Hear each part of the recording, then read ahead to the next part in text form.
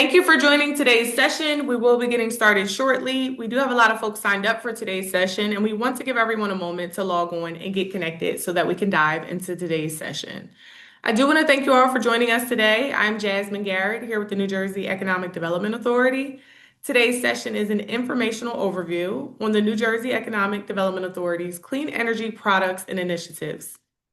The team is excited to highlight their open request for information focused on solar and storage, and there will be an opportunity for input after a brief presentation by the team. A quick housekeeping note, we do suspect that many questions will be answered in today's presentation. However, you are able to write in questions at any point during the presentation using Zoom's Q&A feature. It is one of your Zoom command options and will allow us to make sure we're able to get back to you and let others see these questions and answers as well. Today's session is being recorded and will be posted on our NJEDA and YouTube pages. The slides and other resources will also be available in the next few days. Now, to get us started with the presentation, I will shift things over to NJEDA's Director of Clean Energy, Dan Fatton. Thank you. Thank you, Jasmine, and welcome, folks. Appreciate everyone joining us today. We are excited to see a few familiar faces and familiar names in the Zoom here. Like Jasmine said, we'll record this and send it out. But essentially, we're here today to talk about clean energy programs that the EDA administers and to get feedback so that we can develop new programs in the future. As folks know, the EDA is essentially the state's commerce department, and we focus on growing the state's economy and ensuring equitable access to opportunity through high quality job creation, catalyzing investment, and fostering a vibrant, inclusive community development approach. Can move on to the next slide, please. The very first thing we want to talk about is our request for information, which is live right now. We posted this a few weeks ago, and we received a few questions from the public, which we've posted answers to. We're specifically looking for stakeholder input in terms of solar and energy storage capacity expansion in New Jersey. And so there are a couple of sort of broad themes. There's many questions that are posted. It's important to note that folks do not need to reply to all of the questions that are posted, but those are there for reference. And if you would like to respond to all those questions, we'll take your feedback. But you can submit answers to one question or just give us general feedback. In terms of the broad nature of these questions, we're looking for key opportunities and barriers, whether those are financial, regulatory, or logistical, in terms of building out more solar and storage capacity in New Jersey. We're looking to understand the gaps that exist in existing programs, not just from EDA, but more broadly from the state, whether it's through BPU, DEP, or EDA. We're looking for suggestions on other types of programs or investments that the EDA could make to further the support of solar and storage build out. We are interested in specific locations that might be suitable for solar or storage projects, but that face specific barriers or investment needs that maybe are hindering development. So if you have specific projects in New Jersey that are actively seeking support, let us know and share the details through the RFI response so that we can kickstart a conversation. And the forms of partnership that might come out of this include debt and equity investments that EDA might finance. We're particularly interested in leveraging landfills or other state-owned properties for hosting solar and storage. And then we're trying to understand any unique barriers that exist from those properties. So responses are due July 8th. If you can take a look at the RFI in the interim and let us know if you aren't able to meet that deadline, we can consider extending. But seeking feedback on the RFI by July 8th, and we can talk more if folks have questions at the end here. To move on to the next slide. And we're going to shift into clean energy financing programs here. And to take this next part, I'm going to turn it to my colleague, Sebastian. Goodbye. Thank you, Dan. Hi, everyone. My name is Sebastian Ginbei. I'm the program lead for the New Jersey Clean Energy Loans, or NJCLs program. This program is an $80 million co-lending program designed to finance clean energy businesses and projects. We can provide loans between $250,000 to $10 million, which must be matched at least one-to-one by a financial institution, leaving the total aggregate size between $500,000 to $20 million. We offer terms between 1 to 25 years, and for the most part, we're going to be trying to match the co-lenders' terms as well.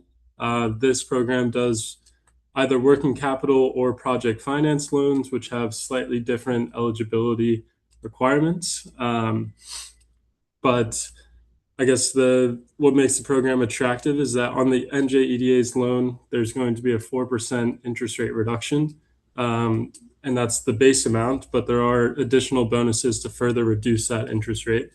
The first is if your business is a minority, woman, or veteran-owned business, that would be an additional 1% interest rate reduction compared to the co-lender's rate. And then the second bonus is if your project or office location, depending on which loan type you're going for, is located within an overburdened community, that'll be an additional 1% interest rate reduction.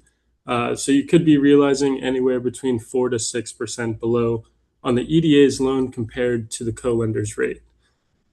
This program is available for New Jersey businesses with fewer than 750 employees. And again, we can do working capital or project finance. For the project finance, all that's required is that the project itself be clean energy related, be located within the state of New Jersey, and any construction related activities need to comply with prevailing wage requirements. And then the working capital, you need to be a clean energy related business. Your company needs to have an office location within New Jersey, and at least 50% or more of your employees need to be based out of New Jersey as well. Thanks, Sebastian. I think part of the intent of the office hours is to highlight the programs that we do offer. We hear a lot when we talk to businesses around the state that they just didn't know we had these programs. So appreciate you doing the overview to spread awareness here. And in that vein, we're going to turn it to Ahmed Chaudhry to talk about Garden State CPACE. Great. Good morning, everyone. I'm Ahmed Chaudhry. I'm the manager on the Clean Energy team, and just here to give you a quick overview on the CPACE program, which stands for Commercial Properties as Clean Energy. This program essentially enables commercial real property owners to access financing that can allow them to undertake certain types of clean energy improvements, including energy efficiency, renewable energy generation, water conservation, and resiliency improvements, and repay the loan as a special assessment that's placed on the property. This enables owners to borrow against the increased property value from those energy efficiency improvements, and you work with one of the qualifying capital providers that are listed on our website to help secure the financing. And the ultimate primary benefits are that it's a senior lien, which means it's senior to construction loans or mortgages. It's transferable, so the loan stays with the property, and if the owner ever sells the property, whoever owns the property continues to make repayments, and only payments in arrears are due. So if there are any missed payments, there's only the arrear payments need to be worried about. And because it is a senior lien, it allows property owners to help realize lower interest rate on their financing and to achieve terms of up to 30 years based on the weighted average useful life of the improvements being made. So there's a lot of great benefits for property owners in lowering the cost of financing. But one of the key criteria are that the municipality within which the property is located must be a participating municipality. And in order to do that, they must opt into the program. And separate from that, you have to work, as I noted earlier, with one of our approved capital providers. There are currently 8 in the program. Happy to answer any additional questions throughout this session or after this webinar, but our email is also listed here if you have any further query for the program. In the next slide here, we're covering the 16 participating municipalities. So if your property is located within any one of these municipalities, it is already part of a participating municipality, and you can begin the process of initiating a CPACE project. And these are examples of some of the projects we've already closed on. This first one is in Atlantic City. It's a retroactive financing of the Island Water Park at Showboat. And this was for an over 45 million deal that was closed in December last year, and will help recapitalize the construction loan that was used to build the park and provide the building owner with more efficient, lower cost, and longer term permanent financing.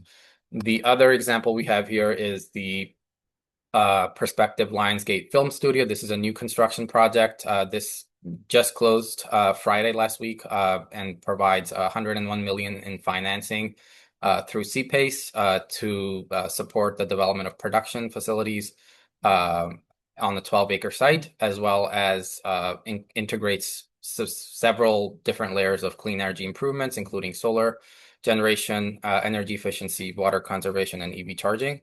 And it's projected to create 600 jobs.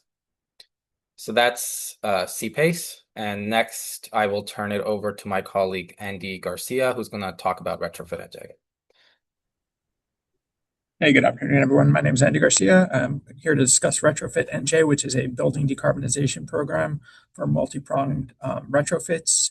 This is meant for larger buildings, campuses. The grant amounts go from $2.5 million up to $12.5 million. And there is a $75 million pool that was available. We may have an additional round coming up, and we'll go into some of the projects that were done, but just a brief overview of the project. Again, the minimum project size is $5 million. For building decarbonization projects, the maximum grant amount is $10 million. And then there's another route you can take, which is a thermal energy network, and the maximum grant amount on that is $12.5 million. For the building decarbonization route, there is 5 criteria, and 3 of those must be met in order to be eligible. And that is on-site energy generation, on-site renewable energy generation, on-site energy storage, fuel switching, refrigerant replacement, and general energy efficiency measures. 3 of those 5 scopes have to be included, and in addition, for every $250 worth of grant funding, you have to show that you're avoiding or eliminating 1 metric ton of CO2 over the project's useful life. Currently, the program is oversubscribed for the first round. However, we do anticipate that an additional round will be coming, and I can go into our first round on the next slide here. Our first round, we distributed $79 million for $238 million worth of total project costs. That entailed 20.3 megawatts of solar and 86.9 megawatt hours of storage. And these projects will eliminate 845,000 tons of CO2 during their useful life and avoid 30.7 megawatt hours annually of grid savings. And then there's just some sample projects. We did fund 10 projects in total, and this is just a sample of 5 of them. And again, we are looking hopefully to have an additional round of this later in the year. And I will pass it back to Ahmed.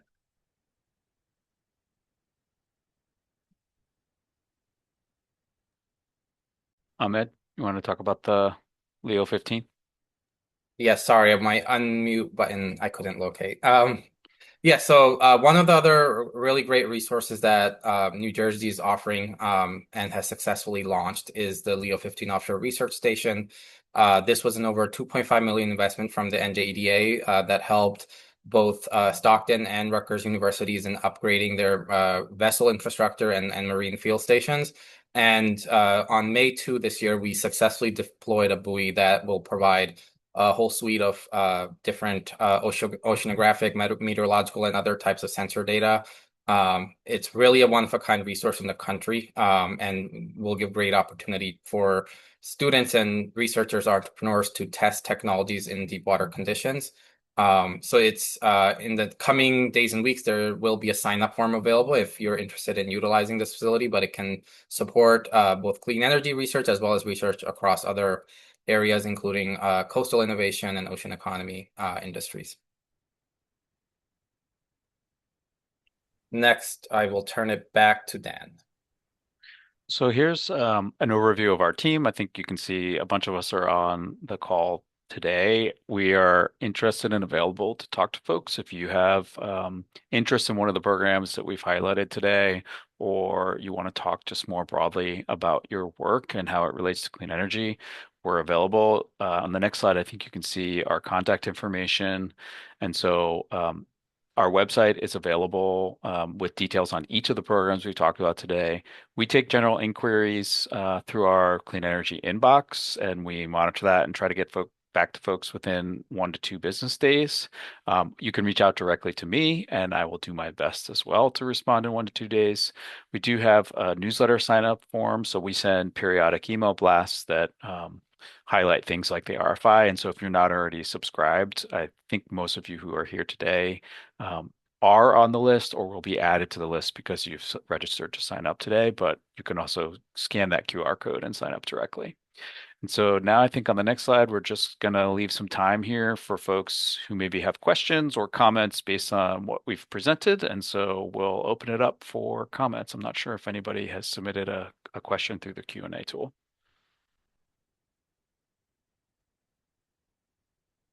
I do not see any questions in the Q&A.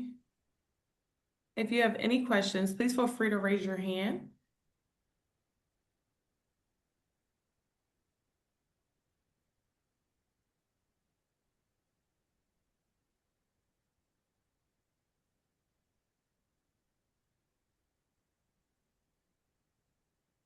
Any questions or comments from folks who are in attendance? I'll just make one editorial comment before I see a hand that just went up. But in terms of CPACE, we highlighted the 16 municipalities who are in the program. We recognize that there's 564 municipalities in New Jersey. So we are very interested in talking to folks about having their municipality opt in if they haven't already. So we make it pretty easy. There's a model ordinance. We're happy to talk to folks and go present to municipal leaders or contact folks. So if you're interested and your town is not already in the program, just let us know and we're happy to work with you to get more towns into the program. I see Evelyn's hand is raised. Yes, good morning. Hello. Hi, my name is Ev Davila. Two things. I am a small business owner. I own a construction project management firm in New Jersey, and I am part of a BFG program happening right now with NJEDA. They gave us some highlights about this program and really thrilled to hear all the work that you are doing. Additionally, I am a volunteer for PMI, Project Management Institute, and I know there's a lot of interest around both construction and sustainability. So I just wanted to thank you for sharing this information. I checked out your website as well before joining, and just really excited to follow along. I would love an opportunity to have your team come out and present at PMI New Jersey sometime in 2027. So I just wanted to say hello and thank you. Awesome. Well, appreciate the invite. And, we're always happy to go talk to organizations about our programs. So we'll follow up with you offline and see if we can get something scheduled. Thank you.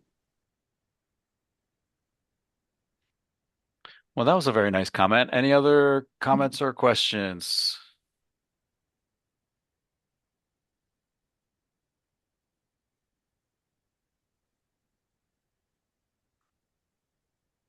Matt Polsky. Matthew? Hi, Dan. I couldn't let this go with nobody saying anything, so I'll say something out of the ordinary. Hi, folks. So I've written quite a few articles or been part of reports going back decades over the green economy in New Jersey, going way back to when we had an Office of Sustainability during the Whitman years that was lodged at the then Commerce Department, and it had its charter to. I don't think it was very dissimilar from what you're doing, but it overlapped, but I think it had a broader scope, which I wish that, we can get back to. It tried to, certainly energy was probably the biggest thing it did, but, it got into other environmental areas also, and always trying to make that connection between the economy and the environment. And it was unfortunately killed years ago, but I think it could be brought back. But that also gets back to what I wanted to ask. How how strict is your mandate to stay on clean energy? I would, in particular, encourage you to broaden it, in particular, to look at the area of nature and the many connections. It goes by different names: the bioeconomy, nature-based finance, climate finance, ecotourism, natural replacements for toxic materials, really a whole range of things. And yes, there's very often an energy connection, explicitly or implicitly. There's so many possibilities, and not coincidentally, we're in a biodiversity crisis. So I think there's so much you could do if you're willing and able to expand your thinking beyond strictly clean energy, although it's always going to be in there. And if you're at all willing to consider it, and there's a literature on there. I can send you things. But if you're at all willing to consider it, maybe picking up on the labs thing that you've been doing.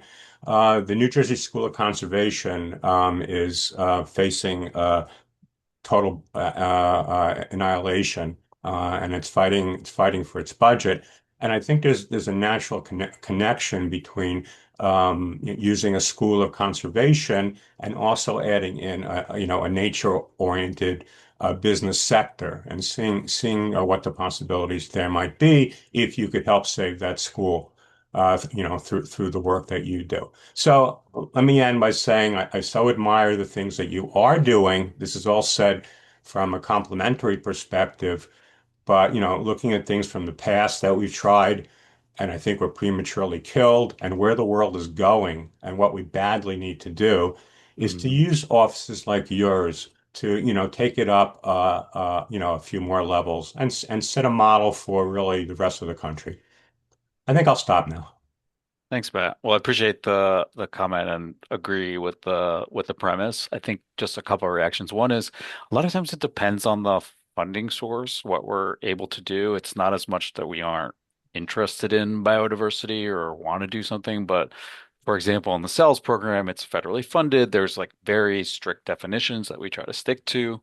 With that said, CPACE, which Ahmed highlighted, does allow for financing of resiliency projects. And so we're very interested if folks have projects that are nature-based solutions, resiliency oriented, we can work with a qualified private capital provider and do finance, CPACE financing for that type of effort. I think the broader comment is well taken and in some ways above our pay grade. Not that I think you don't have supportive folks on our team who would be very interested in working on things beyond just strict definition of clean energy, but a lot of times it depends upon the funding source in terms of what we're able to do. I don't know if anybody else on the team wants to respond to that, but I think the CPACE program is the most relevant for the moment. I'll just add that the NJEDA also has funded 2 phases of the Green Workforce Training Grant Challenge. And I believe in the first phase, there was an integration of resiliency, and the second phase is more granularly focused on specific occupations. But we have tried to find other ways to fund, for example, workforce training for resiliency efforts. So there's opportunities like that exist as well. Good addition. Thank you, Ahmed. Well, I would ask you just to keep your eyes open to what might be possible, and even within government structure, where you could do things that no one else has done before, because it is so badly needed for so many reasons. Thank you. Thanks, Matt.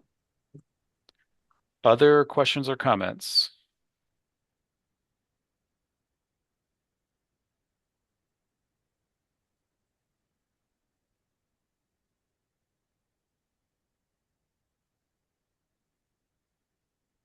Waiting one more minute here if anybody else has a question or a comment.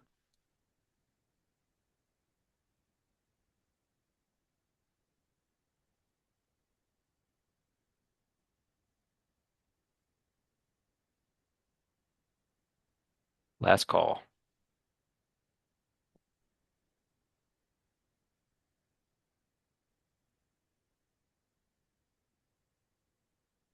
Okay. Well, thank you all for joining. As Jasmine said at the top, we have recorded the webinar and we'll be posting this to our YouTube channel, and then we'll send out an email, hopefully in our next newsletter edition, sharing the link to the recording.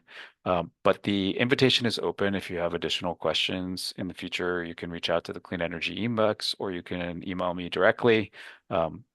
Welcome feedback and reminder that the RFI responses are due July 8th. So if you do have feedback to the questions that we've posed, please let us know. And I think that's a legacy hand, but Matt, did you have another question? It's both. Yeah, this one will be more narrow than the last one, I promise. I was wondering whether the work that you do and the programs are sufficiently known among the various economic advisory services that I think most counties have that work with businesses. And I was also wondering if the new administration has continued the Office of Climate Action and Green Energy, and if so, if you also work with them.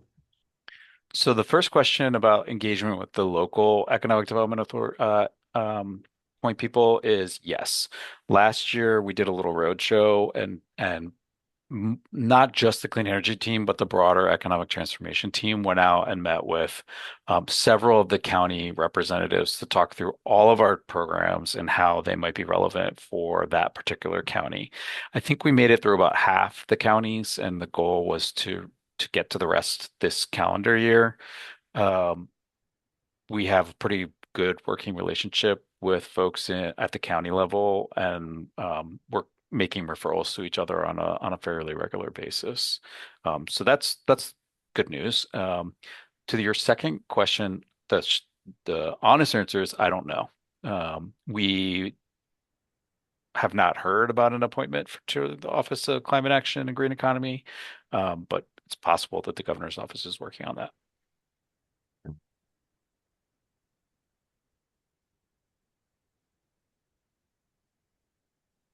Okay. Last call again. Any other final questions or comments? So thank you again for joining us. We'll make sure to send out a notification when the recording is posted, and we will up every time I give the conclusion, we get another question. I think it's Abhaya. Hi, my name is Abhaya. Just wanted to check, are there any programs for the energy measurement section? Like, I have a startup in geospatial industry, and what we do is like we can tell you how many solar farms are there in particular county or state, or for that matter in USA, and how much energy they are producing. So just wanted to ask, are there any programs for these kind of projects? I think it might depend upon what exactly we'll be doing with Mm-hmm. that information. Maybe we can follow up offline and have a quick conversation because Sure. especially with the open RFI, I think we're looking to build new programs. Mm-hmm. So would welcome having a quick Teams chat directly to talk through your capabilities and how they Sure. might be relevant. But Sure. it's also possible what we've detailed today are the clean Mm-hmm. energy specific programs at EDA. There are a whole host of other programs here, small business support programs, other types of grants and incentives that are not specific for clean energy, but might be relevant for you. So for instance, in the past, EDA has run programs to help small businesses create a web presence. We have programs for leasing expansion support. So there may be other programs that would be relevant for you, but let's talk offline and figure out Sure. Yeah. what those Thanks. might be. Yeah. Thank you. Matt, third time's a charm. You're up again. Can't get rid of me. Okay. I was wondering if that the idea of solar balconies has made its way to New Jersey. The idea that you can put, panels at a very low scale, literally on your balcony or other kinds of places, and build up solar power, slowly but gradually, and with much less trouble. at least from what I hear. Is that here? I understand it may need some regulatory changes. I thought Is there there any was, possibilities for any actually going back and actually funding helping fund a company to actually make these things? well, I believe there's legislation pending for plug-in solar, and I don't know where it is as of budget season, so maybe it's in the works. The Even if we don't enable the plug-in solar for residential or sort of like distribution in New Jersey, we could fund the manufacturing of those panels. So Oh. we didn't talk about this in our slides, but EDA also has it's called Next NJ manufacturing tax credit, and there's a clean energy carve out. So if someone wanted to produce solar panels for plug-in solar in the US and sort of qualify for domestic content, um, they would be eligible to apply to the Next NJ program. And that's a jobs-based tax incentive program that another team at EDA administers, but we can make handoffs if there are folks who are interested in creating manufacturing facilities.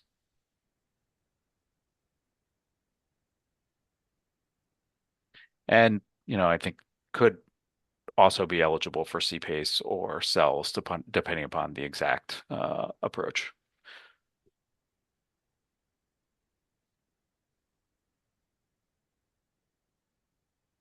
Any other questions or comments?